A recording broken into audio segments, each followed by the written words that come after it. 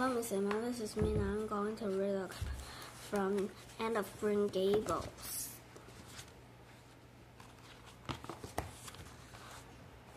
Chapter 1 Beginnings. It was a sunny afternoon in June.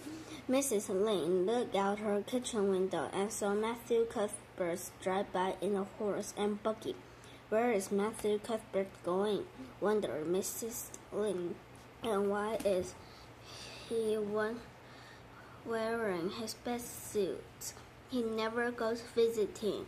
He's much too quiet and shy." Mrs. Lane liked to know what everyone in Avonlea was doing. Matthew lived at Green Gables with his sister Marilla, so Mrs. Lane decided to walk over to Green Gables. When Mrs. Lane got to Green Gables, she found Marilla Cuthbert in the kitchen.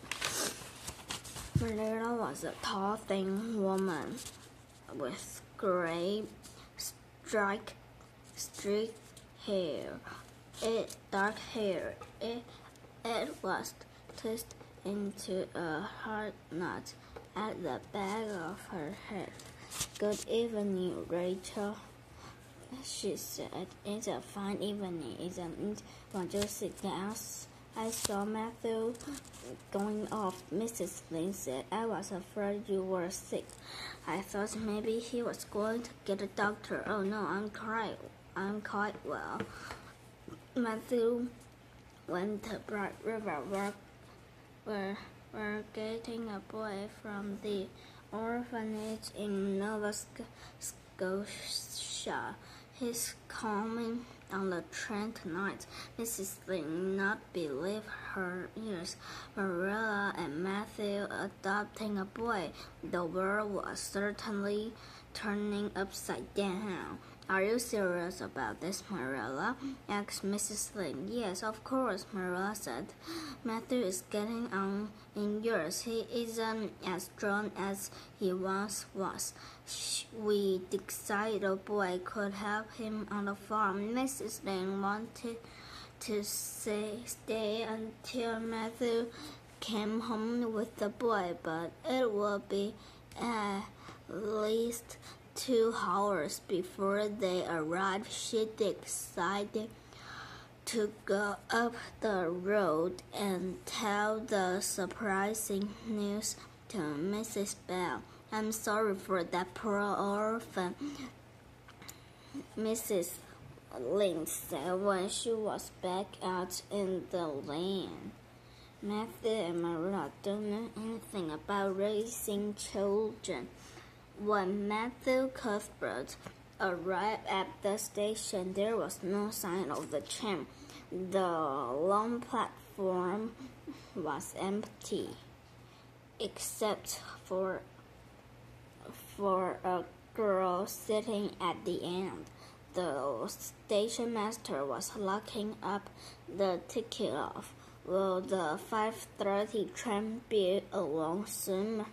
Matthew asked. "The train in and gone," the station master said, "but there was a passenger for you, a little girl." "I don't understand," Matthew said. "Mrs. Spencer was supposed to send a boy, not a girl." "Well, you'd better talk to the girl," said the station master. "She's been waiting for you." The girl watched Matthew walked toward her. She was wearing a very ugly yellow-gray dress. Beneath her faded brown sailor hat were 2 thick and red braids. She had a small, thin, freckled face and huge gray-green eyes. "I suppose you are Matthew Cuthbert of Green Gables," the girl said. "I was afraid you weren't coming. I made up my mind that if you didn't come, I'd climb in that tree over there to sleep. Don't you think it would be lovely to sleep in a tree all white with moonlight?" Matthew looked into the girl's glowing eyes.